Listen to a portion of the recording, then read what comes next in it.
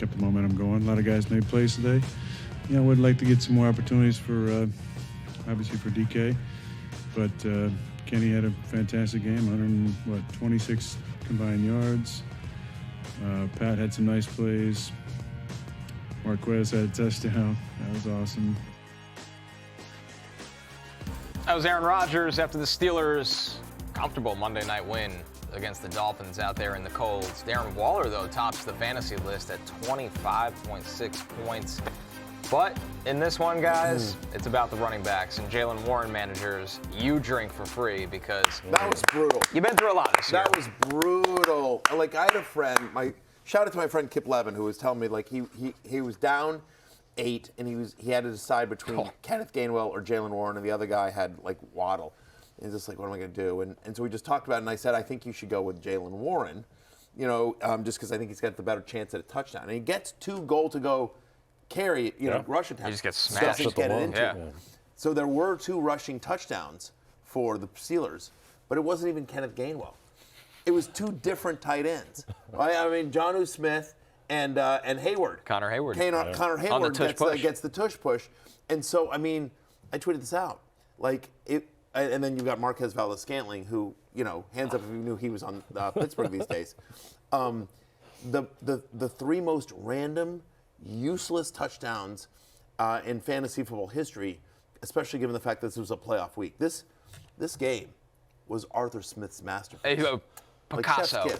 Chef's kiss. Well, it's his second masterpiece because he had 4 tight ends score against the Bengals in prime time last time the Steelers was Yes, that's true. But at least some people out there might have Freiermuth, I guess. Like he had Jonnu Smith on a sweep. You know what I mean? Like literally positioned as a running back, and they tossed it to him. And he looked great. By the way, he did. He looked explosive. He looked explosive and eased right in. But just my point is like, if you have Jaylen Warren, you're like, I got to deal with Kenneth Gainwell now. You know what I mean? And so, Gainwell's getting a lot of run. We'll talk about that in a second. But then, you get in close and, well, at least he's a bigger back than Gainwell. They'll give it to, and he does. He gets 2 opportunities, but they don't block for him. He can't get in. And then Connor Hayward gets in, and then later on they've got a gimme, and they let Jonnu Smith do it instead of Jaylen Warren. So just absolutely brutal there. 7.8 fantasy points for Jaylen Warren, 12 for 33. 3 for 15 in the receiving, but could have been a much bigger day. Kip did end up winning by half a point, though. So shout out to my buddy Kip. Glad he was able to pull that one through. Jaylen Warren now, guys, has been under 13 fantasy points in 5 of the past 6. He's averaged just 3.1 yards per carry over the last month. And it's so weird to me, Connor, because I actually really like Jaylen Warren as a talent. Oh, he's awesome. But as a running back talent, just hasn't translated into fantasy points anytime in the near future. As for the week, he's running back 38. Right. You deal with injuries sometimes with Jaylen Warren being banged up, and then when he's a go, you need him to catch 5 passes in space and make people miss. And when he catches 3 for 15, you're not going to make up for it on the ground. The reason why Gainwell is so compelling, this Steelers offense is just so strange because they have a quarterback. Aaron Rodgers can still whip it. Yes, he had this one ball over the middle to DK Metcalf, where it was like, oh, that's old Aaron Rodgers. Aaron Rodgers threw the ball 65 yards in the air on the Hail Mary against the Bengals. Right. He's still got an absolute cannon. He just doesn't want to get hit, and he can't throw off platform anymore. And so everything is it's a go ball or it's a dump off. And that's basically what he's doing now. And so it's a very strange offense, but Gainwell plays more into that. My other point, why is Aaron Rodgers in on the tush-push plays? What is the possible point of him being there? Why isn't that a tight end pushing the pile? I have no idea what the point of him being out there. Because they ran it 4 times last night. Yeah. He's just standing there. And how is that the optimal usage, Arthur Smith? He's probably I'm not coming off the field. That's literally it. He's like, I can't be bothered running on and off the field, so we're going to cost ourselves a chance of converting. That's the only thing I can think of. Otherwise, logistically, it makes sense. It's one of the strangest things I've ever seen. That or they feel like it's some sort of decoy. You can have a counter, but they're not going to run a counter. Pitch it back to him. Pitch it back or whatever. That would be hilarious to watch. I don't know. Good luck figuring out the Arthur Smith, Aaron Rodgers experience. This one from Stuntman Chuck, who's always got the good stuff in the chat. If someone told Arthur Smith that Warren was a tight end, would he get more? Tell him that his first name's Tyler. Yeah, you got Tyler on your team. The answer is yes, Stuntman Chuck. Yes, he would. Kenneth Gainwell, though, since Week 11, is the 8th best running back in fantasy football. He's had at least 16 fantasy points in 4 of the last 5 games. During that stretch, playing over 52% of the snaps. It's just you know what I mean? Look, we talked about it in the preseason. the Steelers are going to use, and Arthur Smith's going to use Kenneth Gainwell a lot more than you think he is. It's interesting because, so I give out this advice, but I follow my own advice. I have a ton of Kenneth Gainwell this year, and especially in best ball. Oh man, living good. I'm in a flex. It's called Flex Fantasy League of Experts. Jake Seeley runs it, and it's so it's a bunch of different fantasy experts that are in this best ball league, and I'm in first place in it, and because Kenneth Gainwell is one of the reasons why he's the cog to your team. He's gone. It's done well. I have Josh Allen and stuff like that, but I'm just saying the way you win those best ball leagues is that if you need one of those. You have guys that pop, late, and Kenneth Gainwell just always winds up in my lineup because he's always one of my better players. I'm in first place in that league, and so I have a couple of best ball leagues where I have Kenneth Gainwell and I'm in first place.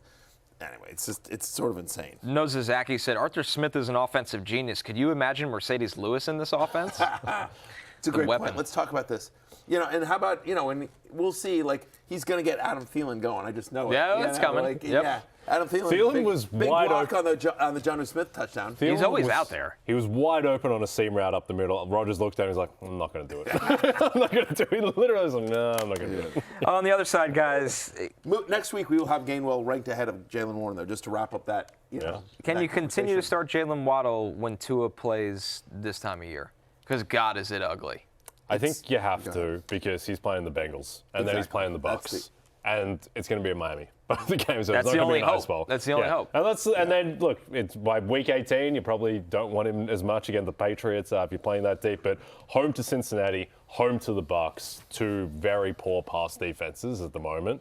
I think you feel fine starting Jaylen Waddle. Doesn't have a game with more than 52 receiving yards since week 10. He's been single-digit fantasy points in 3 of the past 4. I agree with you. You probably have to start him. The one note I will make is DJ Turner for the Bengals has had a great year, and he's actually done a pretty good job of shutting down number 1 wide receivers. Yeah. If you look at sort of the numbers, it's one of the reasons why tight ends do so well against the Bengals is that number 1 wide receivers, they sort of go away from DJ Turner. So now Waddle can play in the slot and they figure out different ways. McDaniel's as good as anyone in the game in terms of getting guys in space and moving them around and creating mismatches. So, but only he can do so much. Dude.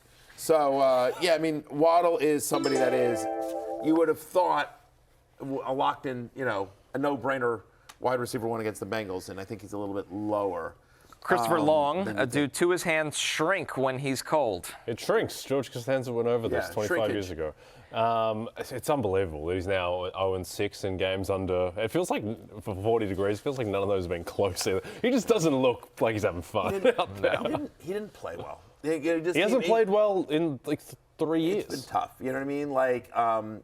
I'm nice. I've met him before. Super nice guy. Root for him. But he hasn't played well. They're calling him the Shrinkler in the chat. Yeah, I get it. Yeah.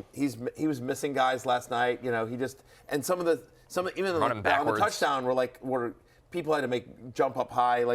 People were making good catches to come down with the balls. It was a They need game. some competition for him next year, I think. All right, we're taking our last break. Oh, they've got competition, Mr. Zach Wilson. Hey, it's Matthew Berry from NBCSports.com and RotoWorld.com, and I want to thank you so much for watching whatever it is you just watched, or if nothing else, being too lazy to click out of the autoplay after this video started, after whatever it is you actually wanted to watch finished. But now that you're here, I'd like to take a moment here to ask you respectfully now, okay? I'm asking you respectfully to subscribe to the NFL on NBC YouTube channel.